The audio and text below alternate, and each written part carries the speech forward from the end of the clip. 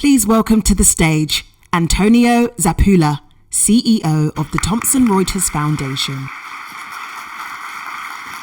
Hello everyone. Welcome back to Trust Conference, the annual forum hosted by the Thomson Reuters Foundation. Well, we certainly set the bar high yesterday with some extraordinary speakers and some very powerful conversations happening on and off stage. Today, as you will have seen, there is much more in store for you. For those joining us for the first time, we are really delighted to have you with us. This is a unique and powerful forum. It brings together professionals, media practitioners, government and civil society leaders at the forefront of driving social change. And this year, for the first time ever, Trust Conference is free. Everyone who's here today has been carefully selected to attend the event because of their expertise, their dedication, and their shared commitment to advancing open, equitable, and well-informed communities. The drive towards a free, fair, and informed societies underpins the work of the Thomson Reuters Foundation, the organization that I have the honor of leading. The scope and the scale of our work is reflected on the content that you also see here on stage today. And as we saw yesterday, free, fair, and independent societies are under attack in new and alarming ways.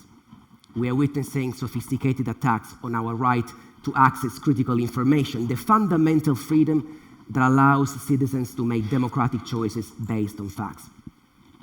We looked at the rise in cyber attacks against reporters. We looked at how the law is increasingly being weaponized to silence media freedom. We heard from journalists who were forced to leave everything behind to continue their mission of truth-telling. And of course, we looked at how AI is likely to affect the information ecosystem, assessing the opportunities and the challenges ahead. We spoke a lot of trust, the currency that underpins free, fair, and informed societies, the same currency that now, more than ever, is being eroded, creating fundamental risks to our democracies. Trust in institutions, in individuals, and in the tools that we are developing to safeguard our future is a theme that we'll continue discussing today as we turn to the challenge of fostering more inclusive and more sustainable economies. From economic shocks to climate change, we know that a crisis very rarely affects societies equally. And as we continue to count the cost of the COVID fallout, inequalities are widening. The latest World Inequality Report, for example, reveals that the poorest half of the world's population owns just 2% of the global wealth. In contrast, the richest 10% owns 76% of total resources.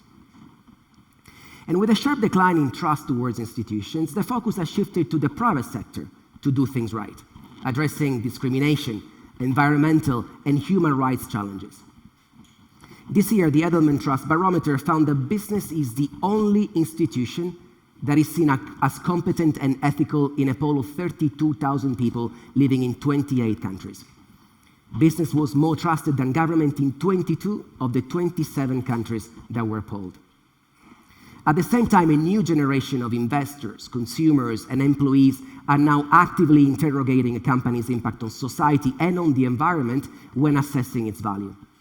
In fact, 7 in 10 employees mention social impact as one of the key motivations to accept a job. And a survey released in August by Weber Shandwick reveals that the vast majority of consumers are expecting companies to take a public stance on critical social issues such as climate, racism, and even human rights. The introduction of new legislative framework is also adding pressure on business. A global study by WTW found that 77% of global companies are now including ESG metrics in executive incentive plans. That's a 68% increase just from last year. And PwC predicts that within the next 3 years, asset managers will increase their ESG assets by almost 13% each year globally. Now, the total value is expected to reach $34 trillion. That's roughly the size of the US national debt. This push towards strengthening responsible business practices cannot come soon enough. The world has entered its hottest ever year, prompting the UN General Secretary to speak of a global boiling. In the past few months, every single continent has experienced extreme weather events. July was the hottest month on record. That month, I was in Sicily, the place where I was born. The Cerberus heat wave pushed temperatures above 48 degrees Celsius. On July 25th, in Sicily alone, there were more than 200 fires. The scenes were apocalyptic. No people to be found on the streets. Shops and restaurants were closed. The sky was orange. You could smell burning in the air. It was literally raining ash. The fire brigade simply could not cope with the scale of the emergency. The system was not prepared for such shock. I want to show you something. This is my neighbor's house in Sicily. We spent the night trying to put out the fire on our own, with no assistance of any kind. Our family house was spared at the 11th hour. Now, I stood right here many times in the past discussing climate change, but when it actually hits you and your family, it feels suddenly very raw and very real. And as in this case, the lack of response from underprepared, under-equipped, and quite frankly, underfunded local authorities only damages the trust that citizens have in institutions even further. Sicily was not an isolated case. This past summer, wildfires ravaged Greece, Portugal, Spain, Eastern Europe, Canada, Hawaii. In Hawaii, 11,000 people were evacuated and more than 100 died. In Europe alone, we lost 400,000 hectares of land. The economic damage was more than 4 billion euros. In the US, millions of people were advised to stay indoors because of the extreme heat. And droughts also hit South America, the Middle East, North Africa, and floods devastated parts of China, South Korea, Japan, the Philippines. In Libya, 5,000 people recently died. Extreme weather events are becoming increasingly common around the world, but their impact is significantly different based on a number of factors. Geography, level of resilience, preparedness, and of course, national and local budgets. And so despite the fact that the top 10 CO2 emitting countries in the world are among the richest, it's the low-income nations that are suffering the most. Disease, hunger, water scarcity, and climate migration are among the biggest threats to poorer countries. In fact, according to the World Bank, climate change will push more than 100 million people into poverty in the next 7 years. That's unless we take immediate action. Last year, the UN General Assembly passed a declaration to enshrine the right to a clean, safe, and healthy environment. 161 countries voted in favor, no country voted against, but 8 countries abstained, among them China, Iran, and the Russian Federation. The resolution calls on states, international organizations, and business to adopt new policies, to enhance international cooperation, and to strengthen capacity building. But as we know, global efforts to reduce carbon emissions have barely kept pace with the speed of climate change. We are significantly off track to meet the goals of the Paris Agreement. And as a result, trust in government to put aside political agendas for the common good, again, is failing. After all, as the resolution shows, we still lack a global consensus around when and how we will move to a greener economy. The tension between the Western countries and the big nations, such as India and China, is very evident. It plays out at every single major summit. And that is because the social, technological, and financial implications of managing a green transition are very complex, and certainly they're very politically challenging. But as these images remind us, we are running out of time. We need a new roadmap. We need the voices of those affected by climate change. We need wealthier and developing nations to reach a compromise. Now, the just transition debate is definitely a divisive one, but another equally imminent transition is also dividing opinion: the AI transition. US President Joe Biden recently referred to potential and peril when discussing AI. And that's because there are many important questions that yet remain unanswered. What are the possible applications of this new technology? How will it change the way in which we work? Will AI be able to provide solutions to the most critical issues of our time? What are the ethical, legal, and privacy implications of the use of this technology? And what about AI bias? The McKinsey Global Institute assessed the potential user case of AI across 63 industries. And it concluded that the new technology could inject the equivalent of more than $4 trillion annually to the global economy. Now, by comparison, the UK's GDP this year is predicted to be around $3 trillion. What's unclear, of course, is who exactly will benefit from this huge injection of wealth and what the potential impact on the job market is likely to be. Today, we look at how legislation, regulation, and the power of technology could contribute to building more sustainable and inclusive economies within a framework of trust. Our keynote speaker knows all too well the value of trust. Her courage and commitment to exposing the hidden dangers of social media put her up against a multi-billion-dollar company. In 2020, Frances Haugen accused Facebook of putting profits ahead of safety. The company was accused of not doing enough to curb misinformation and to safeguard its users. Her disclosure of thousands of internal Facebook documents in the US Congress sparked an international outcry. Just before lunch, we'll be hearing how the Facebook files can inform our approach to AI and how transparency and accountability are essential to building trustworthy technology. We will also take a deep dive into the ethical dilemmas emerging from the rapid acceleration of AI. We know artificial intelligence has the power to transform the way in which we live, but fed by inaccurate or biased data, AI will only amplify stereotype, discrimination, and disinformation at scale. We saw this in 2019, when the city of Los Angeles stopped its crime prediction program. That's after an investigation revealed that Black and Latino people were discriminated against and subject to unjustified and increased levels of surveillance.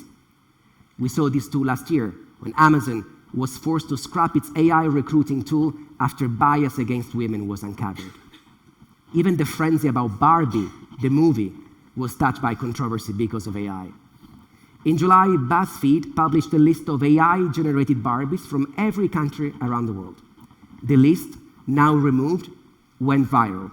And that's because users pointed out to racial and cultural stereotyping, inaccuracies, and even whitewashing. Now, this is the AI-generated image of Barbie from South Sudan. And as you can see, she comes with a rifle. Now, beyond bias, there are many other fundamental questions that remain unanswered when thinking of generative AI. Questions over how our personal data is gathered, questions over the environmental footprint of this new technology, questions over the right of the workers to help train these language models. Yes, AI regulation might be the answer, but as we've seen with social media, regulation hasn't exactly got a great track record when it comes to keeping pace with new technology. And to add to the complexities, these AI tools are designed as universal, but different nations are taking their own approaches to regulating technology. Leading the way is the European Union's Artificial Intelligence Act. It uses a classification system to assess different levels of risk. The law will officially ban the use of AI for social scoring system, a practice that has been used by the Chinese government to assess the perceived trustworthiness of its citizens. The act will also identify intrusive and discriminatory use of AI. This will include facial recognition and predictive policing. High-risk applications will be allowed, but they will be strictly regulated and they will be subject to testing, detailed documentation, data transparency, and a strict accountability framework. Now, break these laws, and you could face a multi-million-euro fine. Meanwhile, China has also been developing its own AI regulation. In July, the country introduced a dedicated license to operate. AI providers must now pass a specific security assessment and must adhere to core socialist values. In contrast, progress in the US is slow. Last year, President Biden announced and introduced an AI Bill of Rights, which provides guidelines for responsible and accountable use of AI. These principles are not legally binding, but what's certainly legally binding is the executive order passed by the president this summer, which bans US companies from investing in Chinese AI technology designed for military, intelligence, or mass surveillance purposes. The US position is that China is intentionally blurring the lines between commercial and military AI for the purpose of achieving, and I quote, military dominance. AI is the new frontier of geopolitical supremacy. Tech policy is fast becoming foreign policy. Now think for a second at the disruption and the many challenges introduced by social media. Think how many serious questions yet remain unanswered around the issue of data gathering, data privacy, social manipulation, the creation of misinformation, human rights implications. Now AI will take all these issues to a whole new level because of its potential scale and because of the widening gap between innovation and our ability as a society to create legislation and norms around it. And so the importance of ethical frameworks becomes essential. Today, we'll take a look at what has been implemented so far, and we'll assess the impact of these measures and look at frameworks to to ensure that AI does no harm. We'll be joined by the UN Tech Envoy, Amandeep Singh Gill, and by the president of the Patrick J. McGovern Foundation, Vilas Dar. I'm really looking forward to their conversation with Gina Neff, one of the most respected academics in this field. What's happening right now is so interesting. Every day, the general public is being bombarded with launches of new AI tools, and at the same time, business leaders are constantly assessing how much money is to be made or to be saved with AI. An IBM study released this summer and based on the opinion of 3,000 CEOs who are working across 24 industries in 30 different countries reveals that 50% of them are already integrating AI into their products and services. 75% of them strongly believe that the companies with the best AI will have a clear competitive advantage. But only a third of their employees actually think their organization is ready for this change. The Future of Professionals report, published by Thomson Reuters and based on the opinion of 1,200 professionals in the US, Canada, the UK, and South America, shares similar insights. AI technology is seen as the issue that will have the most significant impact on business. Professionals believe AI has the potential to increase productivity and even to improve work-life balance. There is palpable excitement across many sectors, but there are also so many questions over the impact that the rise of AI might have across the global workforce. I spotted this poster in New York a few weeks ago. Young professionals and a slogan, AI took my job.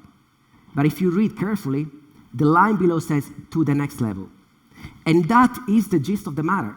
Is AI going to take my job, or will it take it to the next level? Some job losses have already been announced. BT said it will cut 10,000 jobs by 2030. German media group Bild said it will replace 200 editorial roles with AI, saving 1 million euros. Our panelists today will discuss the safeguards needed to ensure an equitable AI job transition. We'll also look at ways in which technology could help solve some of the biggest issues of our time. Take climate change. AI could provide very accurate insights at scale into environmental degradation, resource management, and energy usage. And so ahead of COP28, we'll be hearing from those at the forefront of using AI to help shape climate solutions. I just cannot wait for Andrew Jones to show you the MIT Climate Simulator.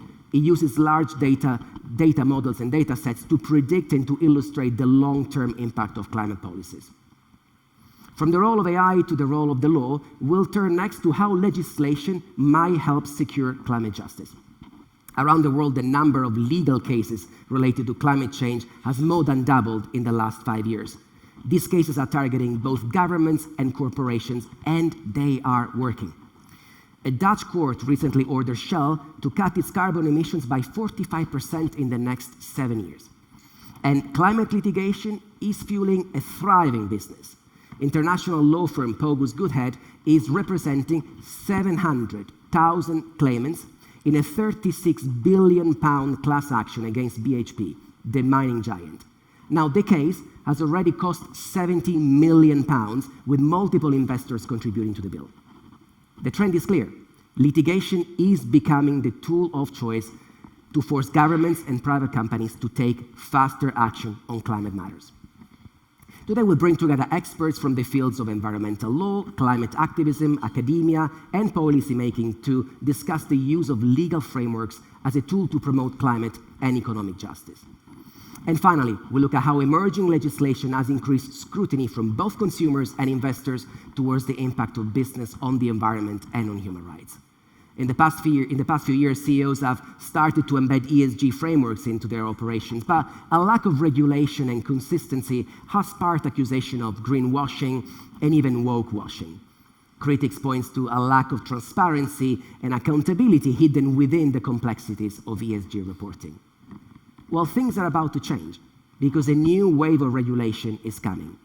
The introduction of forced labor bans, mandatory ESG reporting, and human rights due diligence will make corporate obligations mandatory.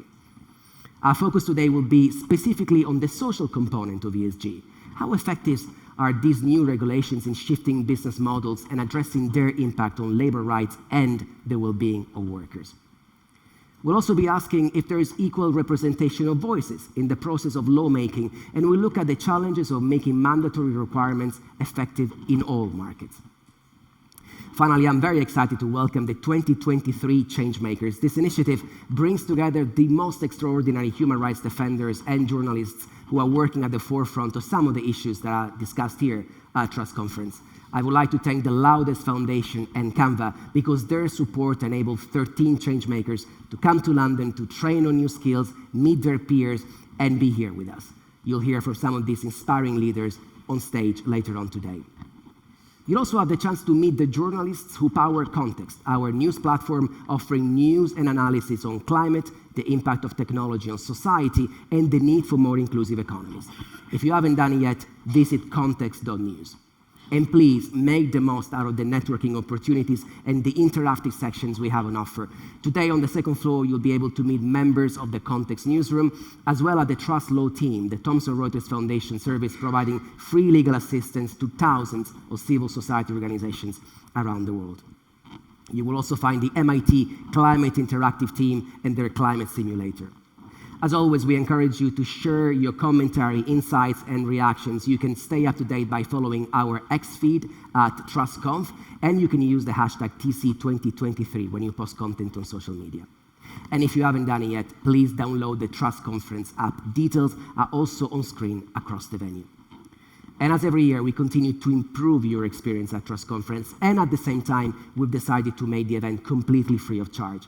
And that is because we wanted to ensure that people who should be here would be here. We want this to be a community event. And so with this in mind, we would welcome any contribution towards the cost of the event. Details on how to support the conference are available via this QR code. And finally, I'm happy to share that as we limit the carbon impact of Trust Conference, we are offsetting the carbon emissions related to the participation of all of our speakers and the food that will be served here in the venue. We are partnered with Sustainable Travel International on a carbon offsetting program, and I would encourage all delegates to offset their carbon emissions using the tool that you can find on the Trust Conference website. Now, before we get going, I'd like to thank our speakers for their time and for their expertise.